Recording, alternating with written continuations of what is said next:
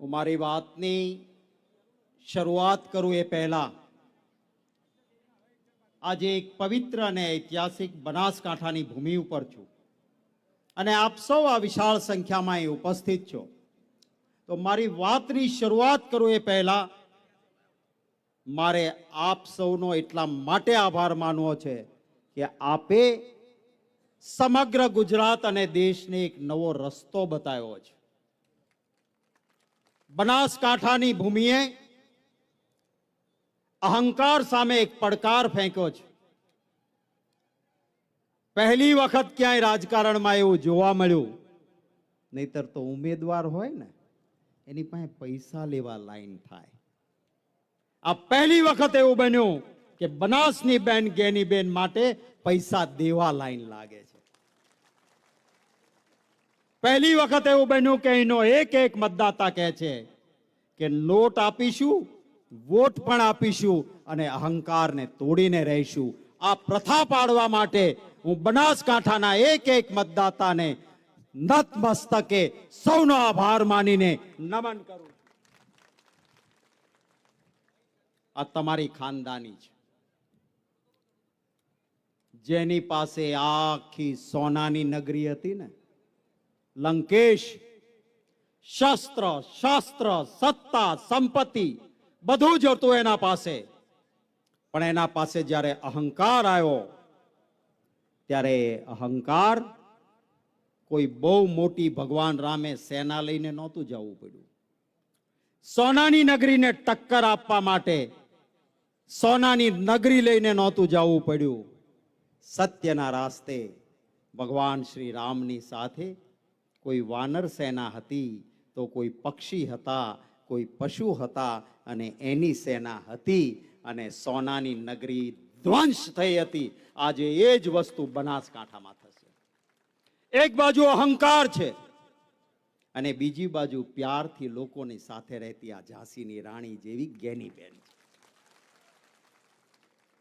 કોઈ એક ભાઈને અન્યાય થાય તો ધારાસભ્ય તરીકે રણચંડી બનીને લડનારી બહેન એ ગેનીબેન છે.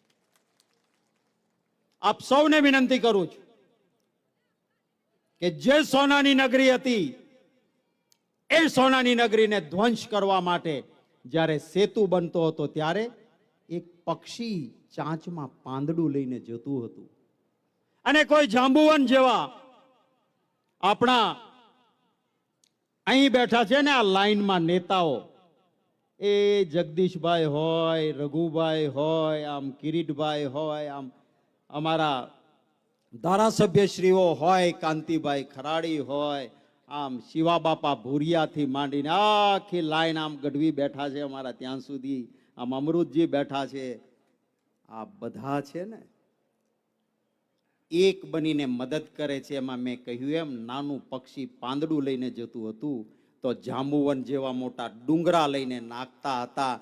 બળદેવજી ડુંગરા લઈને આવે તો આપણે પાંદડું લઈને પણ જવાનું. અને કોઈ એ સેતુ બનતો હતો ત્યારે કોઈ ખિસકોલી ધૂળમાં આળોટીને ત્યાં જઈને આડી પડતી હતી. કોઈ કહ્યું તું શું કરે છે?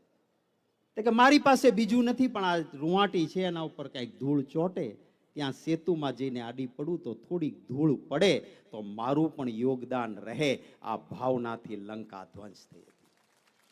આજે ગેનીબેન માટે બનાસના લોકો, બનાસના મતદાતાઓ આ ભાવનાથી નીકળ્યા છે.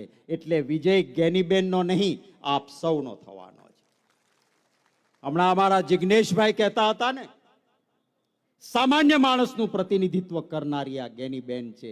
જિગ્નેશભાઈ મેવાણીનો એ અવાજ હતો. હું નર્મદા વિભાગનો મંત્રી હતો, મિનિસ્ટર હતો નર્મદા વિભાગનો. ચેલેન્જ વાળું કામ પૂરું કર્યું ત્યારે સુપ્રીમ કોર્ટમાં એફિડેવિટ આપી હતી કે અમને આ ઊંચાઈ એટલા માટે જોઈએ છીએ કે મારા કચ્છમાં ને મારા બનાસકાંઠાના ખેડૂતોને નર્મદાનું પાણી પહોંચવું જોઈએ. અફસોસ છે એ વાતનો, 19 લાખ હેક્ટર પાણી આપવાનું હતું ખેડૂતોને. આ ઉદ્યોગ વાળા માટે થઈને 8 લાખ હેક્ટર પાણી કાપીને ઉદ્યોગને આપ્યું અને બનાસકાંઠાના ખેડૂતને નર્મદાનું પાણી હજી પહોંચ્યું નથી. ચૂંટણી આવે ને ત્યારે થોડાક દી પાઇપલાઇન નાખે, કરે ને આવું, પાછી પાઇપ વાળી બંધ થઈ જાય ને પાણીનું ટીપું આવે નહીં. આ લોકોની મશ્કરી છે.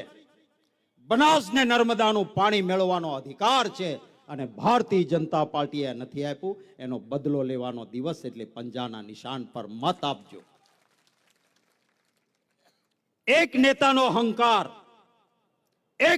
અહંકાર પહેલા તો એ બનાસકાંઠાના અહંકારી નેતાને હતું કે હું જ સંસદ સભ્ય થઈ જાઉં. એને ચૂંટણી લડવી હતી હો, પણ ગેનીબેનનું નામ અમે વહેતું મૂક્યું ને એટલે એ વહેતા પડી ગયા.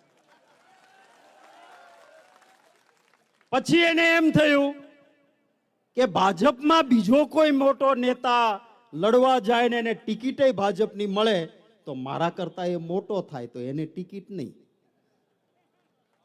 મારું કીધું કરે કે ના કરે, આ બેનને ટિકિટ આપું. જીતવાનું તો નથી પણ શહીદ તો કરું. અરે કે છે ગલભા બાપાનું ઋણ ઉતારજો. મારે કેવું છે પહેલા તમે ઉતારો. ડેરીના ચેરમેન હટો, આ દીકરીને બનાવો ચેરમેન. અંગ્રેજીમાં કહેવાય છે ચેરિટી બિગિન્સ ફ્રોમ હોમ. સારી વાતની શરૂઆત એ જ કરી શકે જે પોતાના ઘરથી કરે. તો ગલભા બાપાનું ઋણ ઉતારવા પહેલા દીકરીને ડેરીના ચેરપર્સન બેસાડો, પછી બનાસકાંઠામાં કહેવા નીકળજો. અરે બેની સરખામણી થાય. જે બેન સંસદમાં નથી ચાલે એમ એને બનાવો ડેરીના ચેરમેન. આ મારી બેન સંસદમાં ચાલે એવી છે, એને દિલ્હીની સંસદમાં મોકલો. અહંકાર કોઈનો ટકતો નથી. કહેવા માંગુ છું, લોકશાહીમાં જનતા જનાર્દન છે. લોકો છે એ મોટા છે. આપ સૌ મહાન છો. આપ અમને રાજકારણ વાળાને ઊંચા આસન પર પણ બેસાડો અને ત્યાં બેસીને અમે અહંકાર કરીએ ને તો ધૂળ ભેગા કરવાનો અધિકાર પણ આપને છે.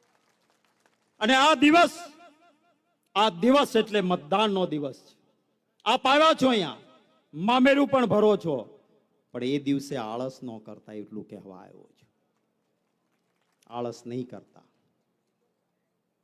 કોઈ મારો માલધારી સમાજનો ભાઈ હોય, કોઈ મારો દલિત પરિવારનો ભાઈ કે બહેન હોય, કોઈ મારો સામાન્ય ખેડૂત હશે, દિલ પર હાથ મૂકીને જોજો. કોંગ્રેસની સરકારે હંમેશા એ કામ કર્યું કે કોઈ ખેત મજદૂર હોય ને તો એ ખેડૂત બને. સાંથણીમાં જમીન મળતી હતી ને. હવે તો ₹1 ટોકનમાં વાઇબ્રન્ટ ગુજરાતમાં મોટા ઉદ્યોગપતિને મળે. આપણને કોઈ માલધારીને, કોઈ ગરીબને, કોઈ દલિતને, કોઈ આદિવાસીને, ખેત મજદૂરને આ જમીન મળતી નથી.